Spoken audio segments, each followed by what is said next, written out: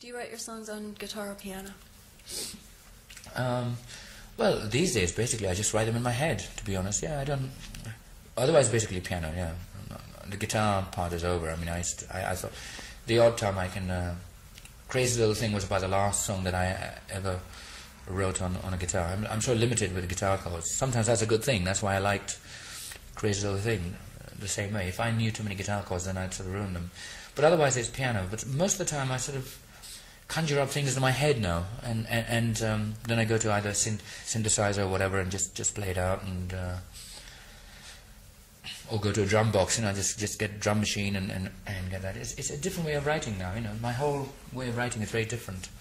And before I used to sit on, maybe I should do that, before I used to sit on the piano and sort of really work my ass off to just get the whole chords and the whole construction before I actually got some sort of theme into a song. Now I just, it's a different way of thinking. I just don't like sort of doing that. I just want all the ideas to come in my head, and then they come out. It's a different way of writing, because I just feel that if they're not in my head, then they're not worth putting down. So rather than, but then afterwards I have to work. Then I have to piece it apart. But I like things to happen much more quickly these days than before. Before I was quite willing to sort of come back to it another day and said, okay, I remember these few chords from last night. Let's do it again. No, I'd rather that the whole piece came together in the first session. Otherwise, forget it. I'd try something else. Yes, there's so many different things you can try these days. Synthesizer seems to be playing a bigger and bigger part in there.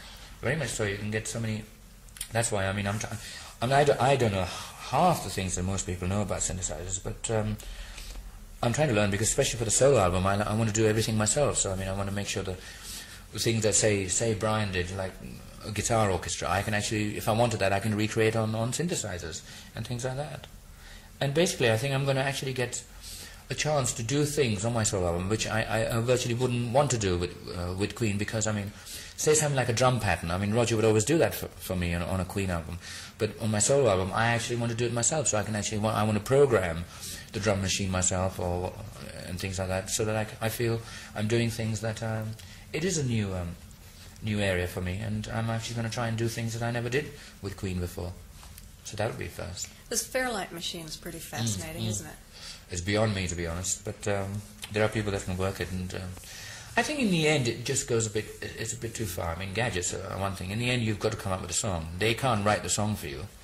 They help a lot. They come up with wonderful sounds and wonderful sort of things which can stimulate you and say, oh, that's a good sound, let's use it. But they don't write a song. You can program it to death. It can't write a song. And basically, sometimes you can get stuck in all these technicalities and ruin a song. I like the idea that they're around, but you've got to be careful how you use them. Yeah. I basically like to think that I write. If I can write a good song, that's enough, and the gadgets come later. The solo album is a big challenge for you, isn't it? Yeah, I waited this long, and I think I better do it now before I lose it all. It's just no. It's a high point this year. Once that's done, it's over, and I'll go back to doing Queen stuff. But I've deliberately taken a bit of time off to do this, because if I do this project, I'm going to do it properly. I don't want to sort of, before a few years ago, I wanted to do it then, but I didn't have the time, and I could have sort of rushed it. I really don't want to rush it. I just want to do it in the way that I feel, and now the time is right. And while I sit here in Munich, it's just the beginning of my solo project. Have you been writing songs for it for years, or? No. I've thought about it. You just don't. I just write songs, and at that time, all my songs were for Queen. And there are lots of songs that haven't sort of been on Queen albums, and I can sort of go through, delve into the barrel and see what's there. But the funny thing is, in the moment I write songs, and then if they're not used, they're virtually discarded, if you know what I mean. Because I just feel that if they weren't used then, they're not good enough. But sometimes some of the best songs are left behind, and if you sort of, it's just knowing if they're good for the time, or whatever. At the moment, I just want to write everything that's totally new and sparkling. And I remember, Roger was saying that I have a batch of songs that weren't used. I could put them on an album, make a solo album out of those. But I want it would be awful. I want it would all be rejected material, as it were. And I want to come up with very fresh material that's actually me at the moment. Are you going to produce yourself, or will Mac do it? Well, Mac will do it with me, yeah.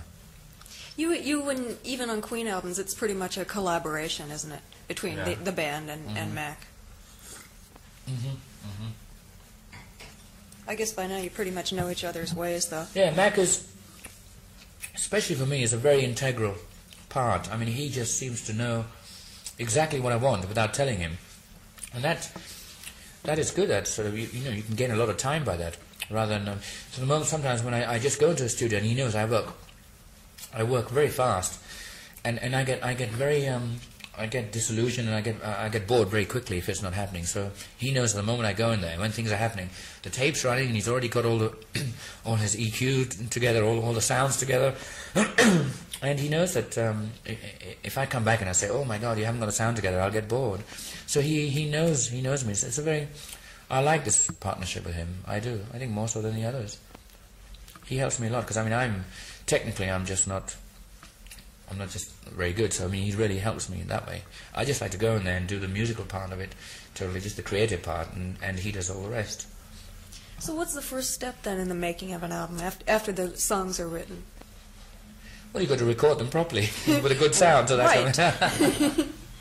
Oh, backing track-wise, though. Yeah, well, you just got to get a good backing track, get a good backing track, and then you just got to piece the song together. And then when you do the overdubs, you've got to make sure you do the right overdubs. You can do too many overdubs sometimes, and it's basically. I hate before we used to have this sifting process where we used to have a song and we used to just put everything on it and then find out what worked. I hate doing it, and that's like putting the kitchen sink on it and then actually sort of peeling things off which didn't work. That's the long way of going about it. Now I like to feel that I know what's going to work. But I mean, it comes through experience, and I know, and I just say, okay, this is, and you have to make decisions. So I just feel, okay, this is going to be right, and we do it, and then we just shift it around a little, and then you say, okay, yes, this is it. There's so many various ways of writing a song. I mean, you can just go on forever, and say, okay, I'm going to try this, I'm going to try this, I'm going to try this. But then sometimes you can really ruin a song because you've tried so many different things.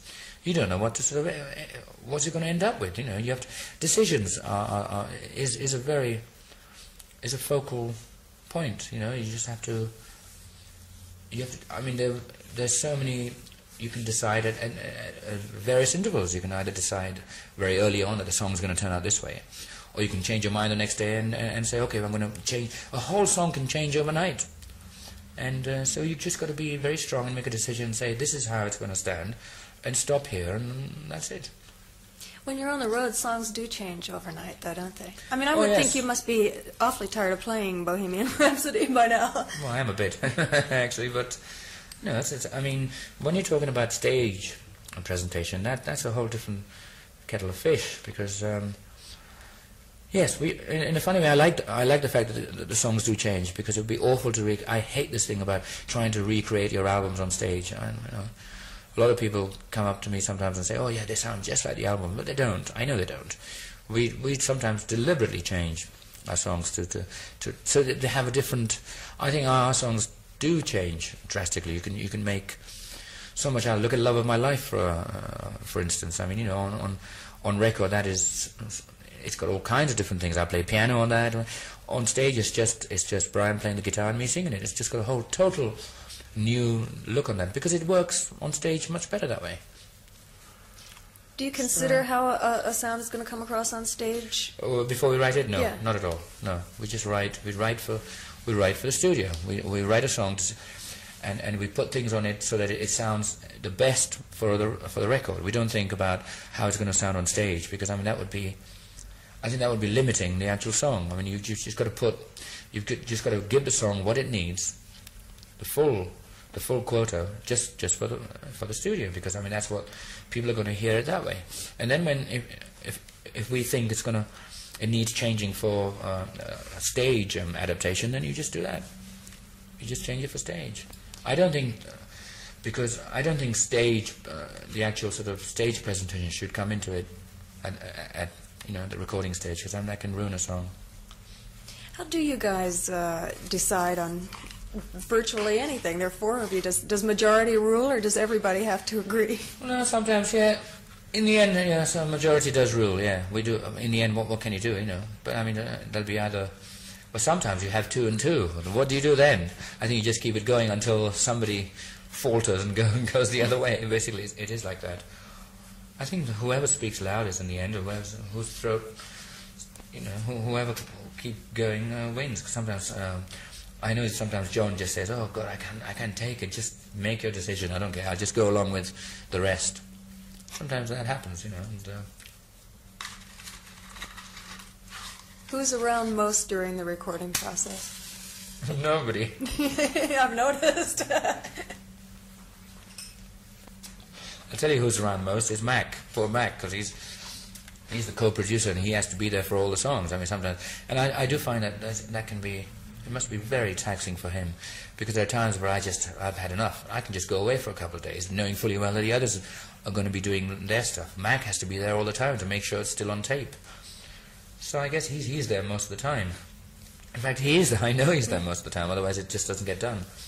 But you do, you know, as creative people and all that, you do need a breather. You know, you sometimes have to get away and get out of this whole thing and look at it in perspective. It's like having doing a painting. I mean, if you're so involved, you just have to give it a rest sometimes. And with me, I know that I find that if I keep dwelling on one project for too long, I ruin it. I know I ruin it. So I just keep waiting. I know that I have to finish it as quickly as possible. Otherwise, I discard it and start with something else. So it's sort of like your first instinct is right. That's the way I go about it. I like it like it's like a newly laid, fresh egg. You know, I just because there's so many ways of writing a song. I mean, you can just come up and I write very quickly as well. I mean, that's part of it. I mean, and so I sort of utilize that. I work on that, and you know, these days I just go into a studio and just get there, and I have a few ideas in my head, and the last couple of weeks, what I've been doing is I've just been going into the studio totally with a blank, with no ideas at all. And Max sort of sets me all these tasks. He just says, "Okay, try and write something with this tempo." So he works out the thing on just a total drum machine. I have to sort of say, "Okay, it's like a project every day," and I have to finish it by the end of the evening. You know, I don't mean the total finished product, but an overall idea of what a song should be like. And I've been doing that, and it's worked out quite well. You listen to some of them. A goal, right? You set yourself it's a goal. Yes. I think that's good. Rather than say, okay, knowing fully well that you have like 3 months or something, you can come back to it. No, I just said, no, I've got to finish the thing today, otherwise it's not worth it. And it's a challenge. It's a very big challenge, but I like doing it that way, on spec.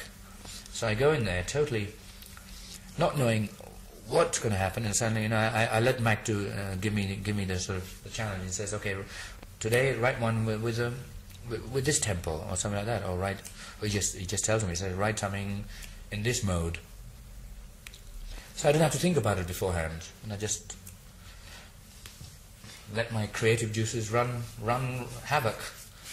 But just a tad of discipline on the side. Well, I've got to discipline myself. You know. But it's wonderful, because sometimes the greatest things happen because you're not limiting yourself. You're not thinking, oh, a certain song has got to be written in this way. Because sometimes you say, okay, I'm going to sit down and try and think of, well, what kind of song do I want to write? I want to write one with a heavy content. And the moment you start thinking that way, you're already limiting yourself, because you're thinking, okay, it's got to be heavy. I just go in there and just... Sometimes, if you're writing something... 2 or 3 songs can happen, because I mean you're not limiting yourself. You're going from one side to another side, and you think, my God, this is crazy. But out of all that, you got say a minute or even 30 seconds of something that is worthwhile. You lift that out and suddenly say, okay, I'm going to keep going with that, and out comes a song.